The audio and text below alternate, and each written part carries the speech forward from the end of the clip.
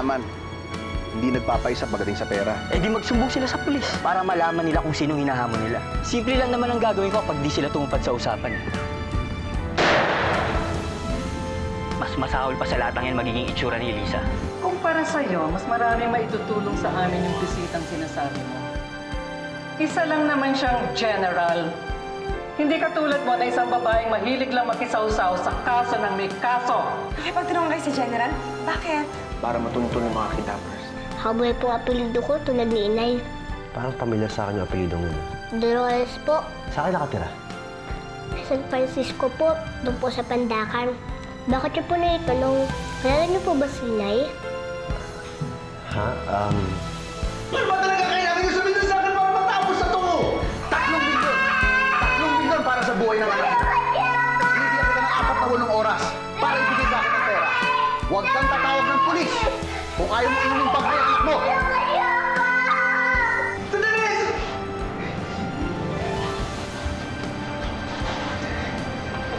Akala siguro nila mas mautak sila sa akin. Hindi nila alam, meron akong tao sa loob. 48 hours na lang, boss. Yaman na tayo. 48 hours na impyerno sa buhay ng Lison. Langit sa atin.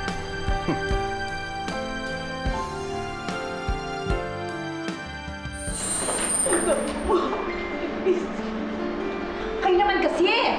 Nakapagtulungan pa kayo dun sa mga pulis? Ano akala niyo po yung mga kidnappers? Gusto niyo matuluyan si Elisa? Hayop sila! Papatayin talaga nila yung apo ko! Siguro we have to move to a different location. Siguro kaya nalaman nila na nakikipag-usap tayo sa mga pulis dahil alam na nila kung nasan tayo. Alam niyo, kahit sa impyerno pa kayo lumipat, matutuntun kayo nun, malakas ang pangamoy ng mga yon. Dapat kasi huwag na lang makipagtulungan sa pulis, kaya itong sila lumasin na, umalis na nga kayo! Gusto naman namin, hindi pwede. Trabaho namin huliin yung mga may sala sa batas.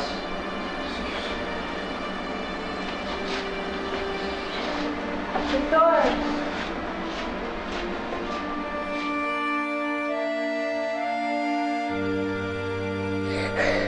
Rudy! Ang lamig ng kamay mo, nanginginig ka. Rudy, akala ko mamatay na ako. Tama na, tahan na.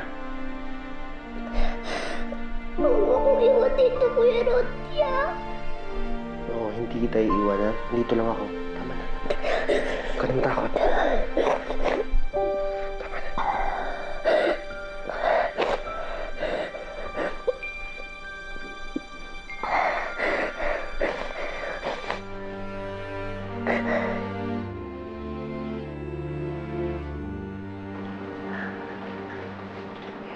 Hey. Victor? Are you okay?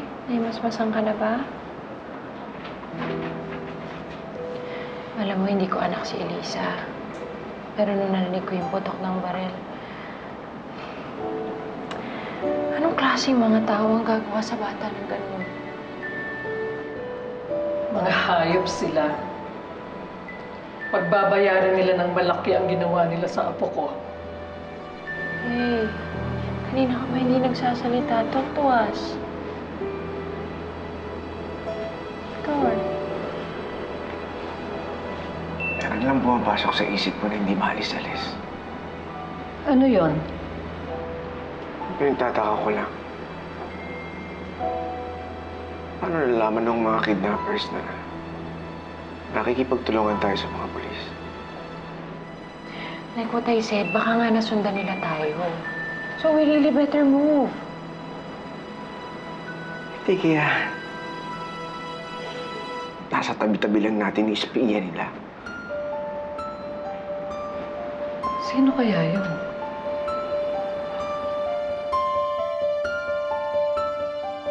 Ang bongga ng palabas yung kanina, ha? Natakot silang lahat. Mabuti naman. Magtitino na siguro sila ngayon. Siseryosohin na nila yung banta ko. Malamang. Huwag ka nang aalis dyan, ha. Nakapasok ka na sa grupo nila, kaya huwag na huwag kang lalabas. Oo ba? Basta malaking parte ko, ha? Baka naman pag nakuha niyo yung ransom, makalimutan ninyo ako. Ransom? Anong ransom? Flora, may kinalaman ka pa sa pangingidnap ni Elisa.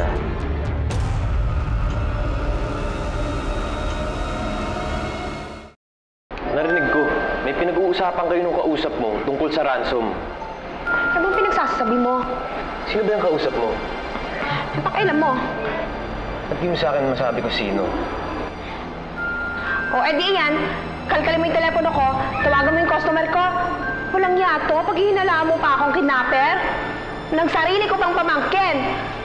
Ako na nga tumutulong, ako pa yung masama. Para sabihin ko sa'yo, ayokong magpalit ng trabaho. Parlorista ako, hindi kidnapper, ha? Kumikit ng kabuhayan ako sa parlor ko. Puisit.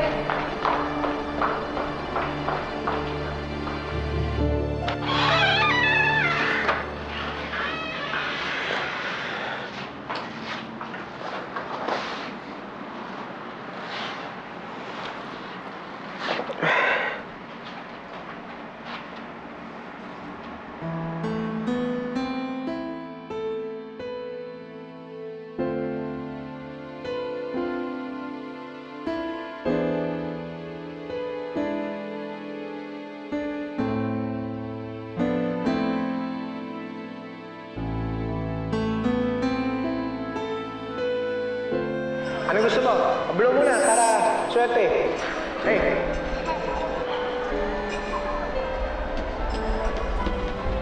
Yay! Ano po isa natin? O anak, anong gusto mo kulay? Ayun po! Oh, ate, ano gusto niyo kulay? Yung pink ba? Opo! Ayan, anak. Oh, ate, salamat ha. Ayan, anak, oh. Ayan, para sa'yo na, anak ha. Yan ang yayakapin mo ting gabi para isipin mo ako lagi ang kayakap ko. Kahit hindi pa ako matutulog, yayakapin ko pa ng puto. Para maisip ko po na lagi po kayong kasama.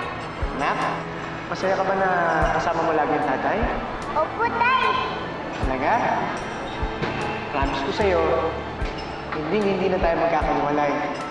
Promise? Promise! I love you! I love you din po, Tay! Kailanman nalasag gabi-gabi kung ito'y ipagdasal. Ngunit kailanman di mahahanap sa buhay kong kundi. Anak, tatawanin mo ang tatay, ha? Hindi ko natupad yung pangako ko sa'yo.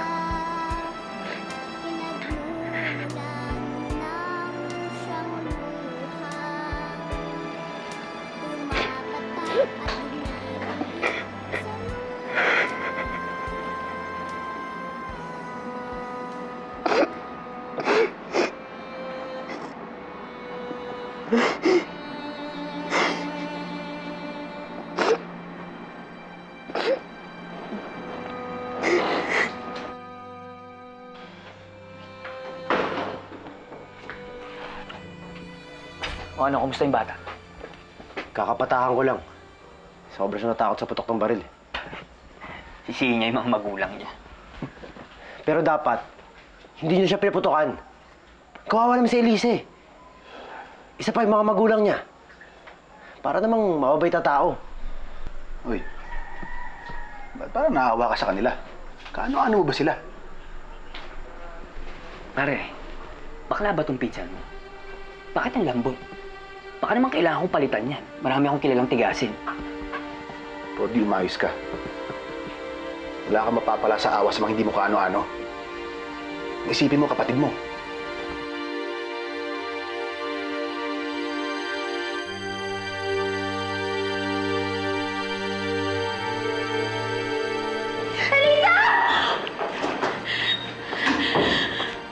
Dolores!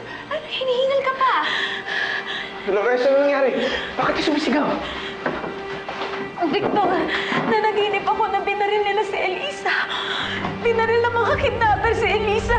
Dolores, panaginip lang yan. Walang mangyayari masama sa anak natin. Tingnan mo, huwag ka na matakot. Tinakot lang kayo ng mga yon para hindi na kayo makapagtulungan sa mga pulis.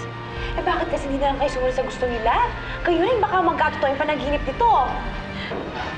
Victor, may punto si Flora. Victor, nakikiusap ako. Sundin na lang kaya natin yung gusto nila.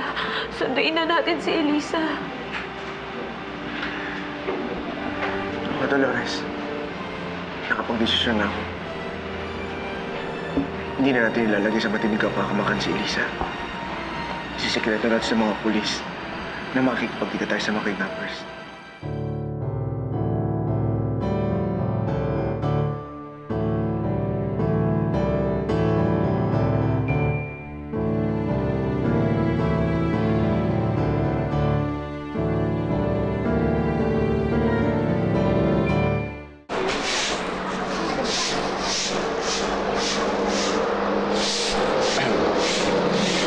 Ale, makikisindi ko ah. Oo, sige.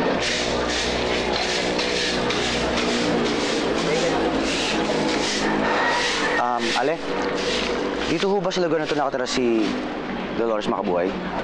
Oo, dun, sa looban. May kailangan ka sa kanya? Wala ho, nakamusta lang. Naku, hindi mo makakausap ngayon yun. Problemado yun eh. Bakit ho? Eh, kinidnap yung anak nun.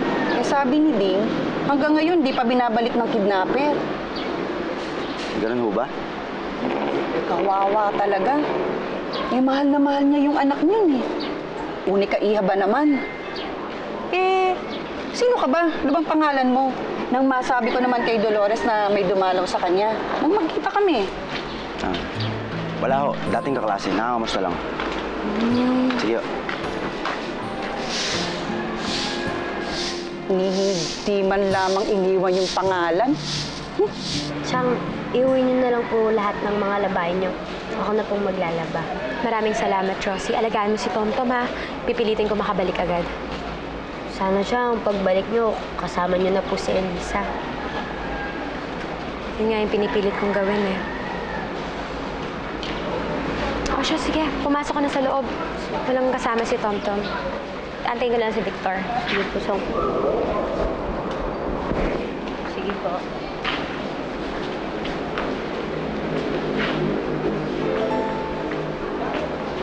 Rodney!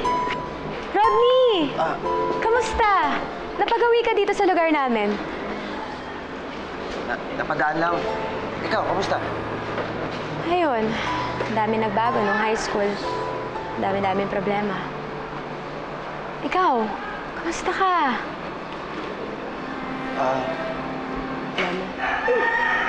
Dolores, kanina ka pa ba naghihintay? Hindi naman. Halika na, pinapatawag tayo ni Mamay. Gusto tayo makausap. Rodney, pasensya na. May asikasuhin pa ako. Sige.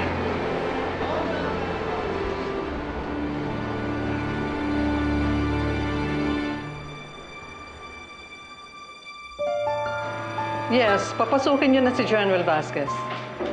Thank you. Pa, hindi niyo ba narinig yung sinabi ng mga kidnappers kahapon? Hindi tayo pwede makipagtulungan sa mga polis. Baka mapano ang anak ko. Victor, ikaw lang iniisip ko. Hindi basta-basta yung mga taong haharapin mo. Mga kriminal sila. Victor, kailangan mo ng proteksyon. Hindi mo alam kung anong pwede nilang gawin sa'yo.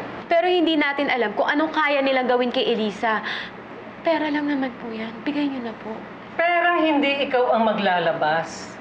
Kaya ang lakas ng loob mo sabihin na huwag na tayo makipagtulungan sa mga pulis.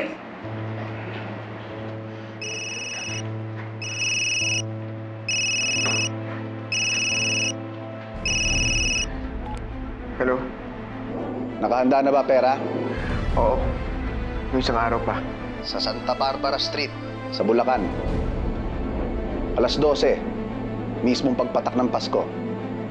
Magkita tayo doon, hihintayin kita. Alam mo na siguro mangyayari kung magdadala ka ng pulis. Oo, naintindihan ko. Darating ako. Nakita niyo na? Pinagbantaan nila tayo. Ngayon, huwag niyo tutuloy yung plano niyo. Huwag mo ako kutusan, ha? I know what I'm doing.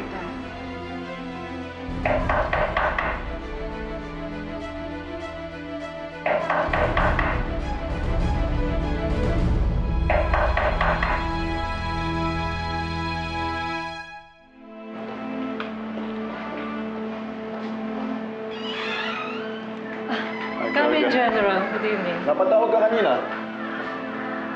I suppose may babalita kang importante sa akin.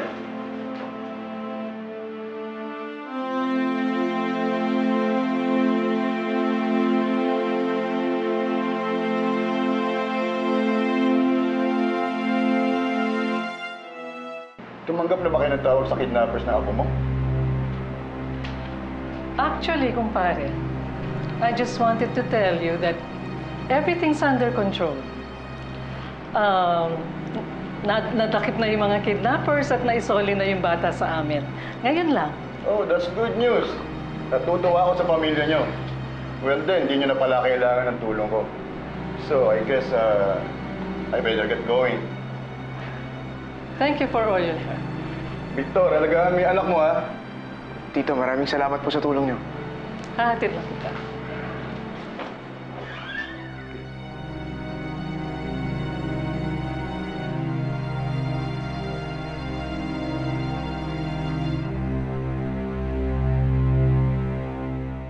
Akala siguro ng Romanen, mahuhuli niya ako. Niratrat ko nga siya na bunganga ako. Kaya ikaw huwag mo babarating sa party ko, ha? Naging actress ako bigla para mapagtakpan kayo. Huwag kang mag-alala. Bibigay ko yung party mo. May bonus ka pa. Anong bonus yan? Eh di maagang Noche Buena.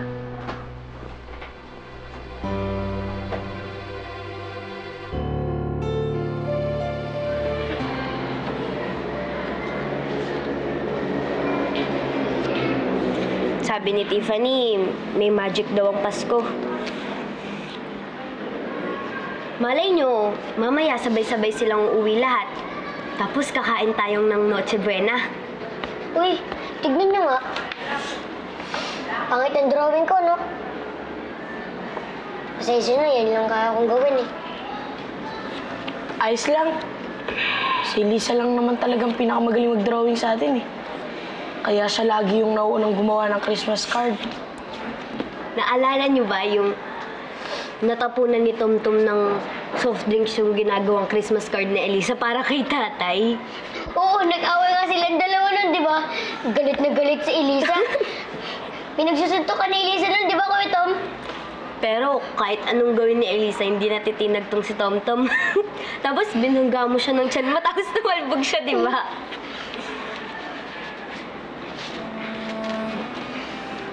Nakakamiss si Elisa. Oo nga eh. Kahit minsan, nakakainis yung boses niya. Nakakamiss pala. Sana makauwi na siya.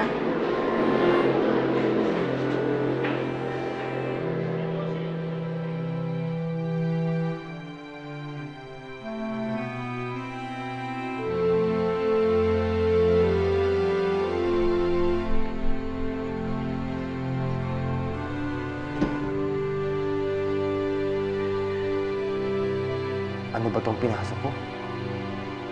Sa dami ng tao sa mundo, anak pa ni Dolores yung nakidnap namin.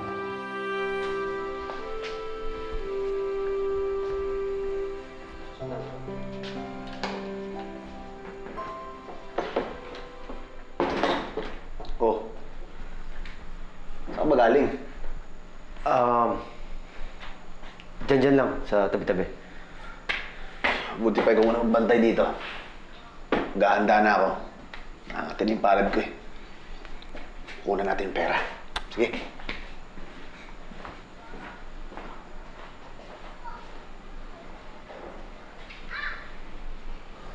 Kuya, Lisa, bakit? kala po kasi wala po kayo dyan. Kasi po ang tahimik nyo eh. May iniisip lang ako. Siguro po si Ray po, no? Hindi naman siya nawawala sa isip ko eh. Pero meron pa akong ibang iniisip. Marami po pala kayong iniisip. Tulad ko. Ano yung iniisip mo? Yung mga kaibigan ko po, tsaka po yung pamilya ko. Lalong-lalo na po si nanay. Sana po makita ko na po siya.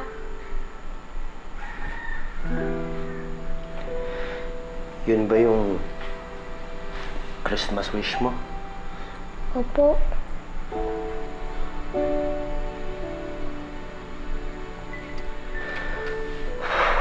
Hayaan mo. Matutupad na yung wish mo.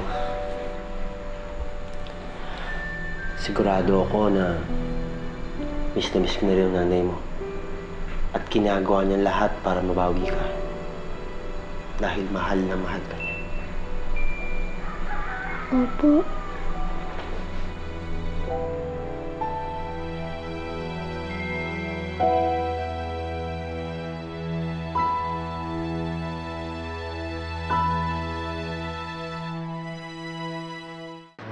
Are you sure kaya mo mag-isa, Victor? Pwede kong kausapin si General para bigyan ka ng backup. Hindi naman. Buhay ng anak ko nakataya dito. Hindi tayo makakipagtulong sa mga pulis. Mamayang alas 10, ako aalis mag-isa. Sasama ako. Ako rin! Hindi na dito na lang kayo. Hindi nyo ba alam na halang ang mga bitukan ng mga taong yun? Baka mapano pa kayo. Wala akong pakialam kung ano man mangyari sa akin. Ang kailangan ko makita ko ang anak ko. Pwede ba makinig na lang kayo sa akin? Dito na lang kayo. Hindi, Victor, sasama ako. Hindi na ako makapag-antay na makita ko si Elisa. Alam mo naman na ilang gabi na akong hindi makatulog, hindi ako makain, kakaisip. Victor, parang awa mo na isama mo na ako, nakikiusap ako.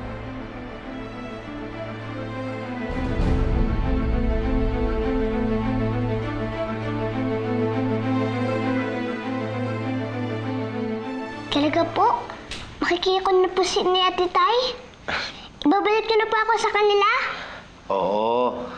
At matutupad na rin ang wish mo. Kayo po, makakasama niyo na po ba ang kapatid niyo?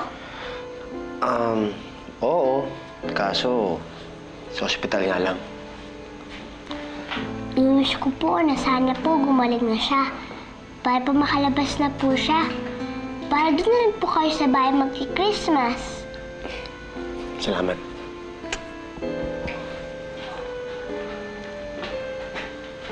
Sakay mo na sa banyan. Hindi ka na. Wait lang ha. Sige. Yung slippers mo. Ito.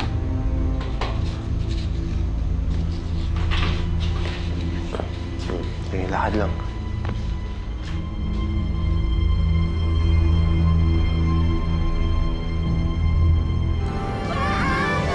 Lalapit! Akin na pera! So, hayaan lang ba natin siya sa gusto niya? Aren't we going to do anything to make sure that he's safe? Of course I have a plan, Zel. Victor's safety is my priority. Huwag kayong mag-alala. Babalik ko naman lahat ng lalabas nyo. Alam ko naman mas importante naman talaga sa inyo ang pera kahit sa buhay ng apo yun. Sakit kayo, sakit! Eh, yung Hazel, nakuha ba ng kaibigan mo? Kasalukuyan nilang hinihigaan ngayon. Ano nga bang plano kay Lisa? Papakulan ba natin siya? Naalala mo ba yung pinanakot natin kay Victor? Ano? Tuhanan natin.